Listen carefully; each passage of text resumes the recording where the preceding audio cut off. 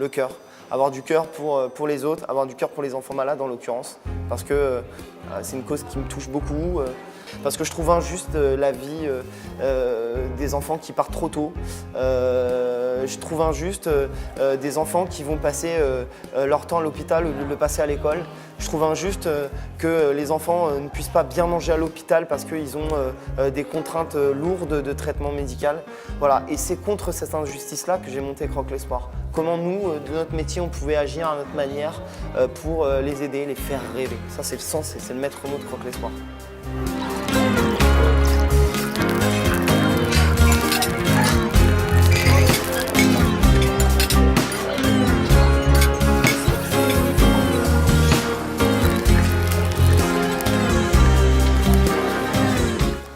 J'avais des bleus qui poussaient sans savoir pourquoi. Donc, du coup, et un jour, j'avais un bleu ici à la joue. Et là, on est allé à l'hôpital et mes analyses n'étaient pas du tout bonnes parce que j'avais pas assez de globules blancs, pas assez de plaquettes et tout. Donc, du coup, on est allé à l'hôpital, on m'a fait des chimios et tout. Alors, l'éphémère, c'est un événement annuel qui regroupe une centaine de jeunes pour un événement qui est de rapporter de l'argent pour un hôpital pour enfants. Souvent, des enfants ont des soins très très lourds et il leur faut un petit paradis, si vous voulez, organisé pour eux, pour faire passer un petit peu les choses difficiles des traitements. Et là, Croque l'Espoir vient justement pour renforcer avec ses dons l'aménagement et l'animation pour ces jeunes enfants. Croque l'Espoir, d'après ce que j'ai pu voir en tout cas de ce qui s'est passé depuis quelques années, ça aide aussi à donner de la lumière à ceux qui n'en ont pas forcément. Il y a Véronique à l'hôpital, Trousseau, qui nous a invités et donc, ici. Et donc du coup on est allé et c'est comme ça qu'on a découvert. Alors pour moi l'éphémère c'est un rassemblement. Donc c'est l'association d'hommes et de femmes. Donc on a quand même réussi à rassembler aujourd'hui plus de 100 bénévoles d'école hôtelière, cuisine, salle. À savoir que la première édition, Cédric vous le dira mieux que moi, ils avaient remis 300 € et ils faisaient ça donc, dans la salle de restaurant donc, de Ferrandi.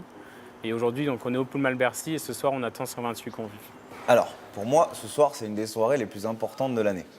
Parce que c'est un événement que je prépare depuis 6 mois avec une grosse équipe pour un but précis. Apporter un moment de joie pour des enfants, on va dire, en période difficile. On n'est pas dans un restaurant d'excellence, mais on est dans un restaurant donc, de grosse chaleur humaine et d'excellence d'humanité, ça c'est certain. J'ai toujours aimé fédérer, rassembler les gens et de voir autant de personnes motivées. On est quand même une centaine de bénévoles, on est tous bénévoles. Ils savent pourquoi ils viennent, ils savent dans quelles conditions ils viennent et ils sont contents de travailler et ils donnent tous du meilleur d'eux-mêmes, donc c'est cool. Ce qui compte c'est le résultat et c'est la performance qu'on va donner ce soir et c'est une performance humaine bien plus qu'une performance technique. C'est-à-dire que quand on voit tous les bénévoles qui sont là depuis des fois 5 heures, 7 heures du matin et qui vont être encore là ce soir à 2 heures du matin pour tout ranger, tout plier, c'est sûr que mon investissement il n'est pas forcément à la hauteur de ce qu'eux font. Cette jeunesse peut être parfois critiquée dans son manque d'envie, son manque d'enthousiasme. Mais aujourd'hui, on a des bénévoles de cuisine qui sont arrivés à 7 heures. Les jeunes, contrairement à ce qu'on pense, ils peuvent s'engager quand on leur donne un projet pour s'engager. C'est le sens de l'éphémère. Et ça montre que la jeunesse se mobilise. Ils n'ont pas hésité à se mobiliser pour une association caritative, pour des jeunes enfants. Oui, c'est prendre déjà très jeune considération que il faudra aider un peu tout au long de sa vie les autres. Et c'est bien de le faire à cet âge-là, c'est bien de le comprendre.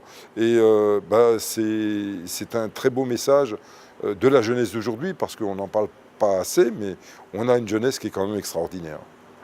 Enfin, moi, tu sais que quand j'étais aussi jeune chef, mes chefs me disaient qu'on n'en tirait rien de nous.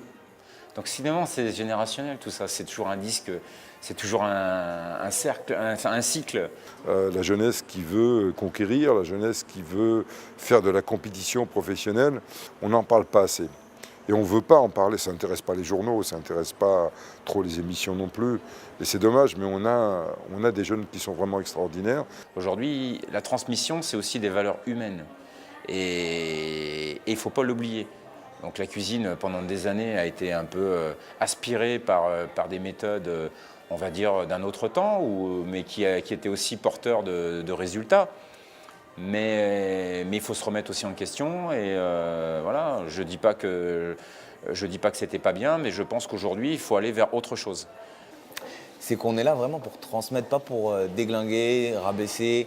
Et on est là pour les faire avancer en une journée. Donc c'est un peu optimiser un maximum pour qu'ils repartent épanouis de cette journée. Et moi, je me parlais toujours quand ma grand-mère ou ma mère faisait de la cuisine. Il n'y a pas d'agression, il n'y a pas de mots qui volent plus haut qu'un autre. Et pourtant, on faisait une cuisine exceptionnelle. Et donc, moi, mon but, c'était de me dire aujourd'hui, OK, j'ai appris à une certaine méthode, très bien, mais je veux sortir de la méthode, je veux sortir du cadre et je vais essayer d'amener autre chose, à revenir vers l'essence même de la transmission, c'est-à-dire le cœur et l'amour du métier. Et l'amour du métier, c'est déjà le respect de chacun. Aujourd'hui, le fait que les cuisiniers s'intéressent à toutes les cultures, s'intéressent au partage, s'intéressent à tout le monde. Et je ne suis pas du tout inquiet par rapport à la génération de cuisiniers futurs. Ils auront encore beaucoup plus de qualité que nos prédécesseurs. Et tu sais, je vais dire un truc, Jean-Marc, très très important, c'est que moi tout seul, je suis rien. Je me suis juste entouré des meilleures personnes pour faire de Croque l'Espoir ce qu'on est aujourd'hui. Mais en fait, je suis juste là pour être sûr que ce dîner soit à la hauteur de l'engagement des bénévoles. Je vois que Cédric s'est investi énormément dans ce projet. C'est tout en son honneur parce que c'est un magnifique projet. Nicolas Salle, moi ça fait 2 ans que je le voulais. Et c'est un vrai plaisir de l'avoir à nos côtés cette année. Je pense que c'est quelqu'un d'absolument extrêmement gentil d'abord. Et en phase complètement avec l'état d'esprit global de Croque l'Espoir. Ils ont osé, ils continuent et ça grossit et ils gardent toujours la tête froide. Voilà. Ce n'est pas les stars, c'est vraiment pour une cause humanitaire. Et ça fait plaisir. Moi, ça me fait plaisir de les suivre, bien sûr. Bien sûr.